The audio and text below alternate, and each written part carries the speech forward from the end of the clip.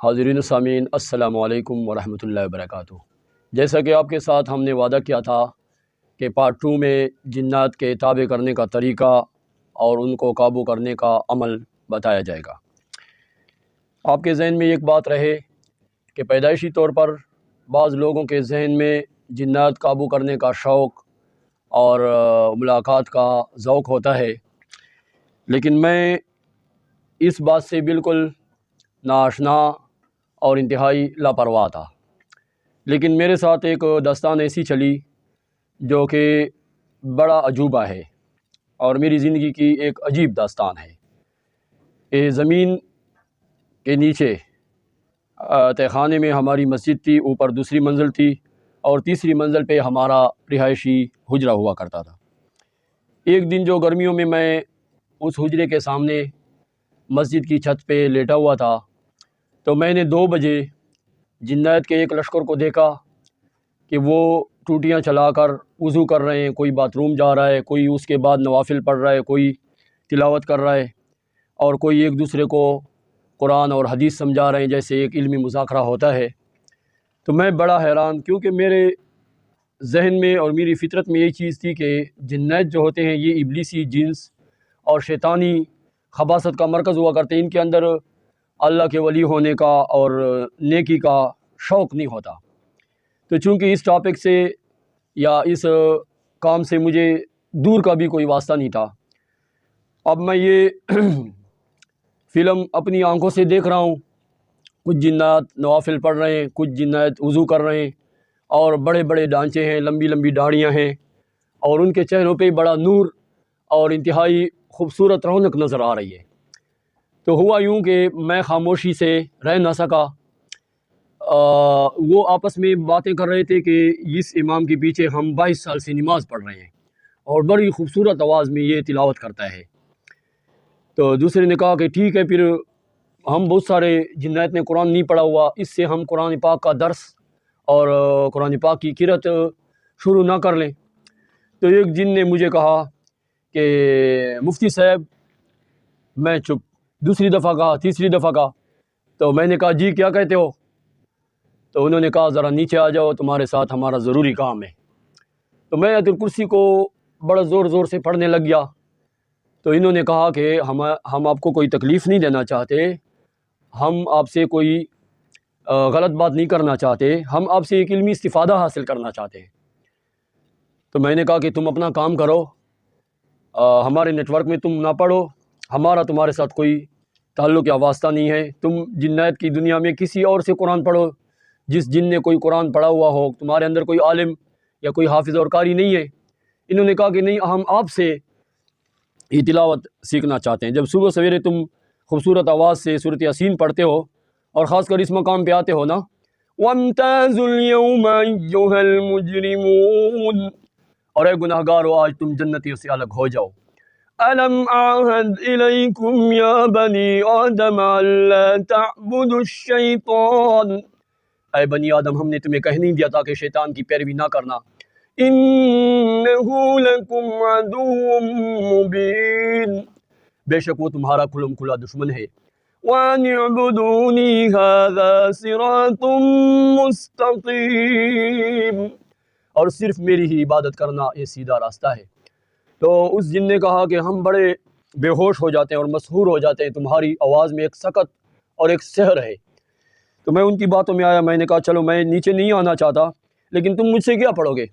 انہوں نے کہا ہم تم سے قرآن پڑھیں گے، ہم اس کا معاوضہ دیں گے اور قرآن کا ترجمہ سیکھیں گے، قرآن کا مفہوم کہ جناب باری تعالیٰ کی طرف سے انسان اور جن کے نام کیا میسج ہے، کیا پیغام ہے، کیا اللہ اور اس کے رسول کے احکامات ہیں، یہ ہم سیکھنا چاہتے ہیں۔ ایک نے کہا کہ میں اس لشکر میں بھی موجود تھا جو محبوب سبحانی قطب ربانی شیخ عبدالقادر جیلانی کے پاس بڑے بڑے ہمارے سردار گئے تھے، اور ہمارے سرخیل کمانڈر جنات کا کمانڈر جو عبدالقادر جیلانی کے پاس پیش ہوا تھا اور غلامی کے لیے اپنا تن من دن پیش کیا تھا۔ میں نے کہا اچھا جن تابع بھی ہو سکتا ہے؟ انہوں نے کہا ہاں کیوں نہیں ہو سکتا۔ میں نے کہا کہ مجھے یہ طریقہ بتاؤ گے؟ اب اپنے ٹاپک پہ آتا ہوں۔ ان کے ساتھ میری جو باتیں، مذاکرات، افہام و تفہیم، مفاہمت، مزاحمت، یہ ساری چیزیں जो कामयाब हुई, इन्होंने मुझसे कुरान पाक पढ़ना और तर्जमा सीखना शुरू किया। इनके साथ मुख्तलिफ़ टॉपिक पे बातें हुआ करती थी।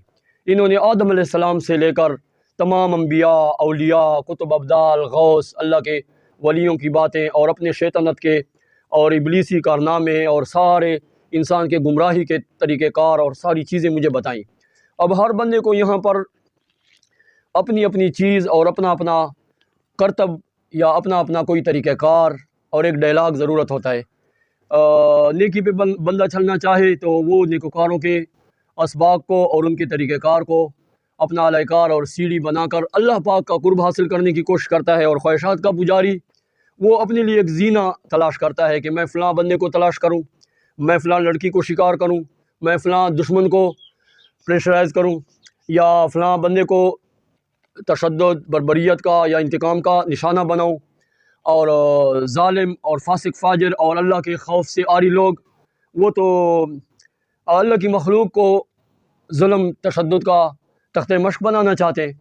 लेकिन मेरे जहन में एक बात थी कि मखलूक खुदा की किसी तरीके से मैं खिदमत करूं और मैं ज़ुल्म और ज़ालिम के पंजे से उनको आज़ादी दिलाऊं। और जो लोग अल्लाह की ज़ात पे यकीन नहीं रखना चाहते उनको एक ऐसा तिलसिमाती करिश्मा दिखाऊं कि वो अल्लाह के ज़ात पे, अल्लाह के हकामात पे, अल्लाह पाक के पावर पे, अल्लाह के कुरान पे और अल्लाह के नबी के फ़रामीन पे यकीन करना और ईमान मजबूत करना सीखें। तो हुआ यूँ कि इन दिनों में एक बंदा आया। उस वक्त काबल पे, अफ़गानिस्तान पे बमबारी शुरू थी और ऐसी बमबारी के तकरीबन 50 हेलीकॉप्टर उन पे घूमते थे और मुसलसल काबल वालों की नस्ल कुशी शुरू थी। और उस वक्त एक बेवा औरत आई, उसने कहा कि इस जिहाद में मेरा खाउन भी शहीद हो चुका है और अब मेरा इकलौता बेटा है वहाँ पर फंसा हुआ है। तो मैंने इस एक जिन की मदद ली और उससे मैंने कहा कि इस बंदे को अल्लाह की रज़ा के लिए किसी तरीके से बाजियाब करा सकते हो, दुश्मन के पंजे से आज़ाद कर सकते हो। तो उसने कहा कि ये बात फिर मेरी और आपके दरमियान रहे। मैंने कहा ये मेरे रब और मेरे दरमियान रहेगी और बाकी आपके अलावा और मेरे अलावा किसी को पता नहीं चलेगा। उसने जब एक करिश्मा दिखाया और उसको बाजियाब कराया तो मेरा उनके पावर पे और उनकी रफ्तार और उनकी बातों पे यकीन बढ़ गया। और बीच में एक बात मुझसे रह गई कि जिस दौरान मैं मस्जिद की छत से जिन्नात के लिए नहीं उतर रहा था तो एक जिन ने, जो उनके अंदर कोई सरकश था तो बड़ा नेक, लेकिन मुझे उतारने के लिए उसने ऐसा किया कि मेरे नीचे इस तरह हाथ रखा और हाथ पे मुझे इस तरह चूजे की तरह यानी मुर्गी के बच्चे की तरह इस तरह घुमाया और फिर एक उंगली पर मुझे रखा। अब ये बात भी आपको हाजिरीन याद रखनी चाहिए कि जिन्नात एक पावर रखते हैं, एक कमालात और एक खुसूसियात रखते हैं।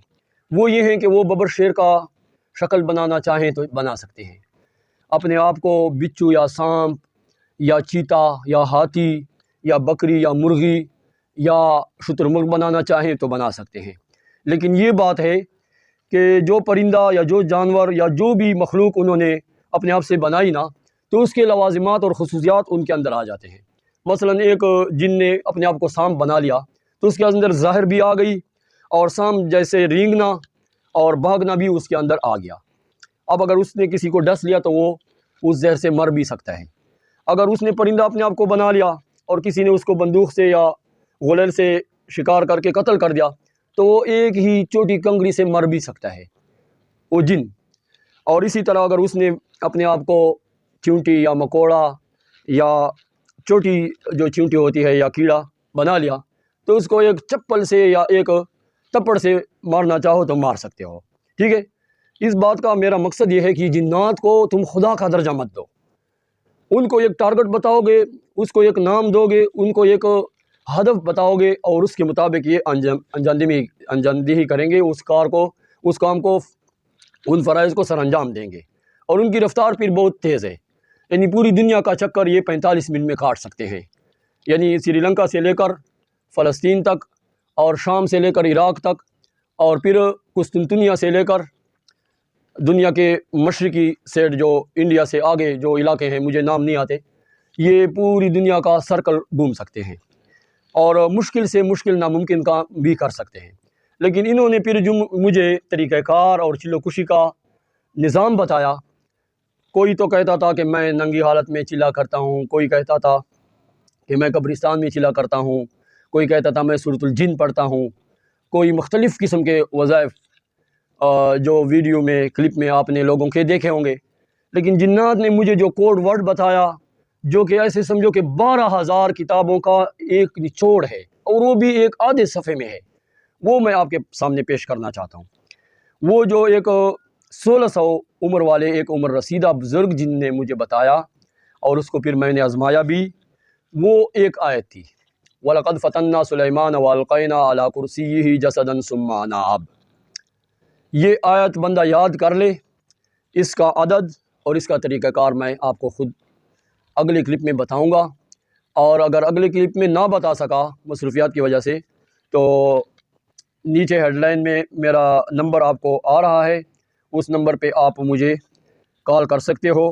باقی سارا طریقہ کار میں نے آپ کو بتا دیا۔ یہ 11 دن پڑھنا پڑتا ہے رات کو، لیکن یہ یاد رکھو سفید ٹوپی یا سفید پگڑی اور سفید کپڑے اس کے لیے پہننا ضروری ہے، اور بند کمرے میں آپ گھر کے ایسے کمرے میں پڑھو گے جہاں پر کسی کی آمد و رفت نہ ہو، اور اندھیرے میں پڑھو گے۔